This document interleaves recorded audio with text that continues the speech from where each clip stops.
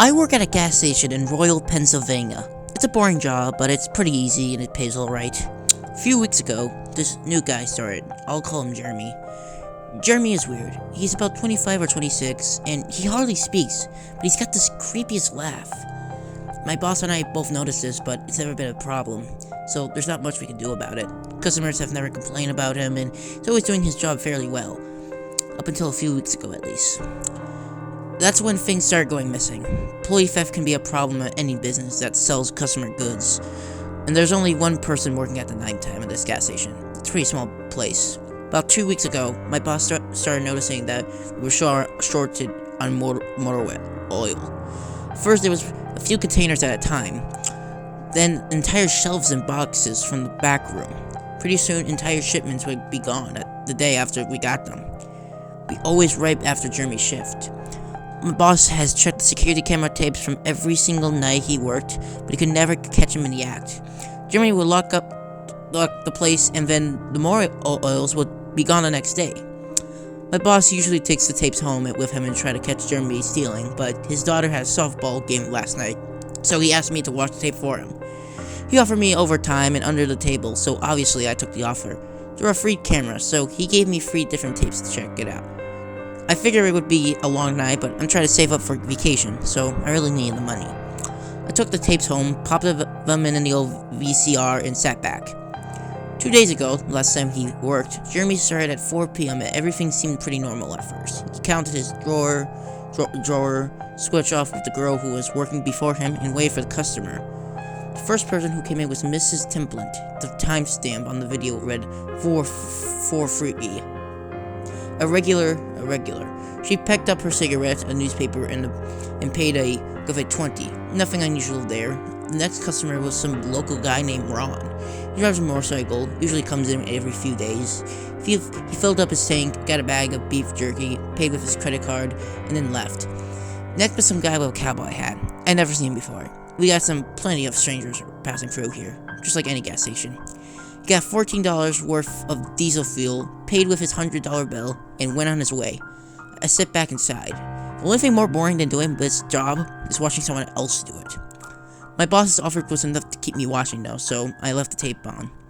Everything seemed pretty normal. I had a feeling that if Jeremy was stealing motor oil, he knew we would be suspicious of him by now. I didn't expect him to be dumb enough to let us catch him on the camera. Things started getting boring and routine about 5 o'clock.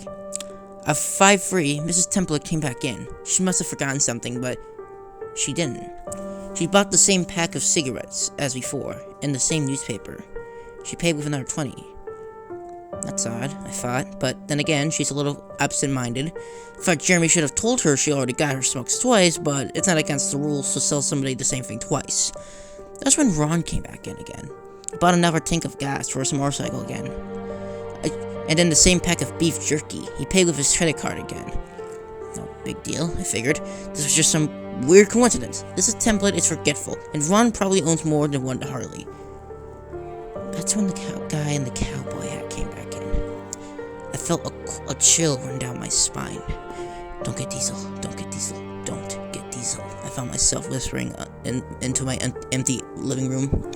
But he did. I got $14 worth of diesel fuel and paid with another $100 bill. Every move he made was identical to his first visit, right down to the way he scratched his nose before walking out. Either this guy is rich, owns a lot of trucks, and just moved into town, or something really weird was happening. I kept watching. Every customer for the next hour was the same as before. Every single one. I was seriously freaked out.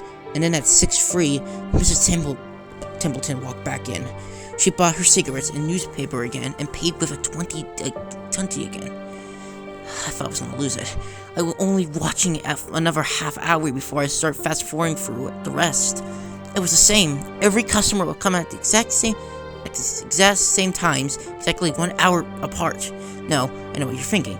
That sneaky Jeremy had messed with the tapes and he'd run a loop for it. But that wasn't the case. There were windows around the cash register area that the camera covers, and I watched the sunlight fade as the time ran. Jeremy's routine didn't loop over. He swept, mopped, restocked, and did all his duties exactly how you would expect. But the same customers kept coming in and in. was panicking at this point. Something was seriously wrong with what I was seeing. I had no explanation for it. I skipped ahead to when he locked up and to his car. He hadn't stolen anything, but I kept watching just to make sure. I fast forward to the last part at midnight. At exactly 12:03, out of nowhere, Jeremy's face pops out of up to the camera. I don't mean he moved his head to the view. I mean that 1 second the store was empty. The next second his face was all I could see. He wasn't looking at the camera. He was looking at me. I was sure of it. I screamed and fumbled for the remote, but by the time I got it, he was gone. Just as soon as he had left. One frame he was there and the next he wasn't. My hands were shaking like crazy, but I popped in another tape. The other indoor camera showed the back area, but the cash register. I would have been able to see him got up there to put his face in the cameras, up to the camera like that. I skipped that 12:03, but nothing. I would have been able to see him standing there in a chair or something, but he wasn't there. I didn't see him enter the store at all after he left. It was like he really wasn't there. He doesn't know the security code, and no alarms were triggered that night after he locked up. What I did see, however, was that 12:03, the motor oil vanished off the shelf. All of it. Same as Jeremy's face. 1 second it was there, and the next it wasn't. I turned that tape off and went to bed. I didn't get a wink of sleep. My body was exhausted, but my mind was racing.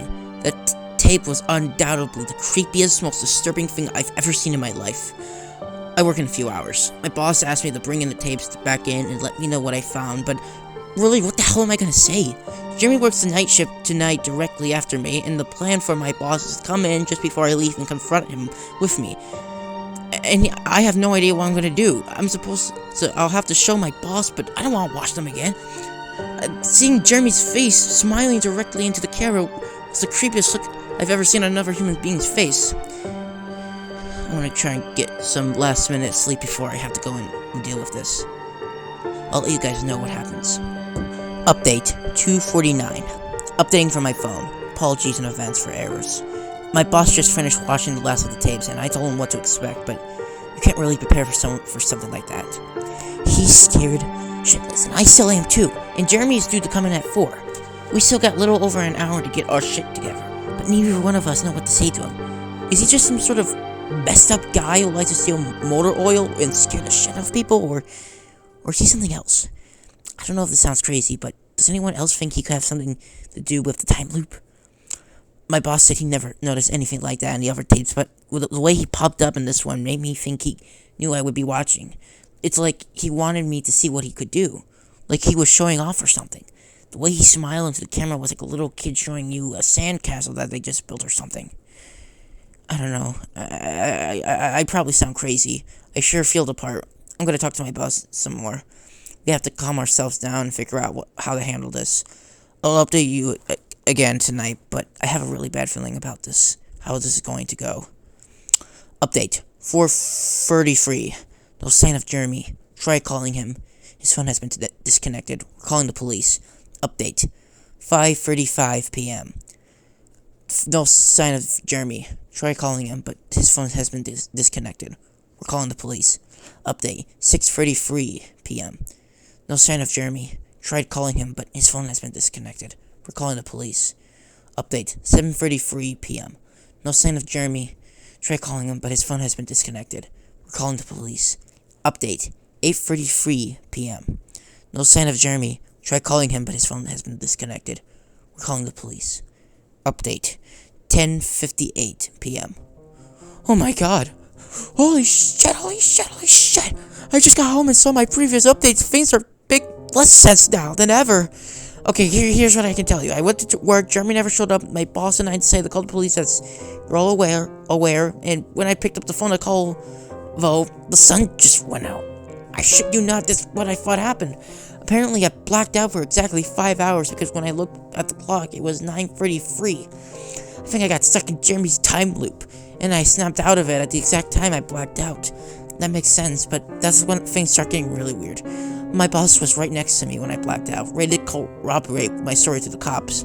When I came to, the phone was in my hand, but it was dead, not even a dial tone. My phone was still right there. My boss was still right there, but he wasn't moving. He was just standing there, but frozen. I looked at the clock again. It wasn't moving. The second hand was stuck on the 12. It was 9:33 exactly.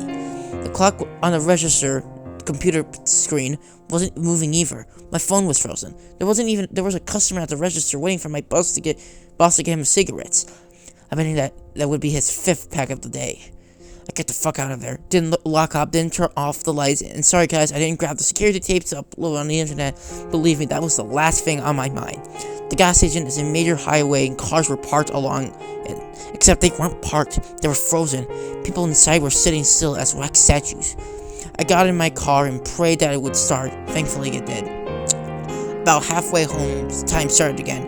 Static from my radio turned into music, like it was supposed to be, and from what I could tell by listening to the host talk and sing songs, no one noticed the time freeze, or whatever it was.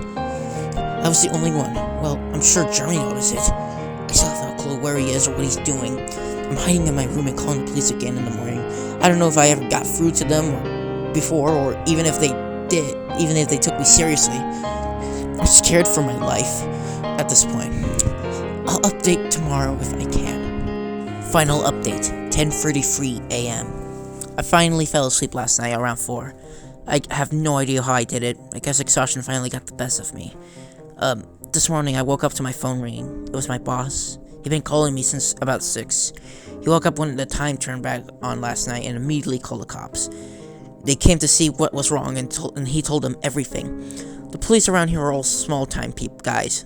They're more concerned about the missing motor oil than anything, but my boss figured he would take it as long as he had their attention. Decided to go look for Jeremy. We keep all our employees' applications on the files, and since Jeremy just started working here, his was pretty easy to find. They checked the address on it and headed over to his house, and you're not gonna believe what they found. The address Jeremy listed on his application was an empty lot, or at least now it is. There used to be a house there, but it burnt down in 1993. Being a small town, almost everyone remembered that fire. A family of 4 used to live there way back when. Rumor has it is that they had an estranged son who they never really talked about, but I can't say for sure if that's true. What I can say for true after the insurance investigation, the fire was ruled an arson. The entire house was soaked in oil and torched with motive oil to cocktail. The entire family was sleeping when it happened. None of them survived. They never caught the guy who did it. Rumor has it that when they tried to contact the strange son, no one could find him. My boss called and told me, and I freaked out. And then he asked me to come to the gas station. And I said, "What, are you crazy?" But he assured me that the cops were there, and then he dropped a bomb. The FBI were also in town, and they were going to talk to me one way or another, so I might as well come in. It was about 7:15, and I wanted to go back to bed, but I figured I wouldn't be able to sleep. I wouldn't be able to sleep much more anyway, so I went down. 4 men in suits greeted me and told me to have the seat. We went over everything 2 or 3 times until we got to all the details down. I told them about Jeremy, the security tapes last night at work, everything. Finally, after I finished, one of the agents said, "Oh Christ, we got another one on our hands." And they made me sign a bunch of paperwork saying I wouldn't tell anyone about what happened. So I can't say much more. I might be breaking the law by just posting this. So now I'm home. I'm not sure what to do with myself. The agent's words when I told him my story are going to haunt me forever. Anyway, I gotta go. I have some errands to run today, and then I have to go into work to pick up some tapes.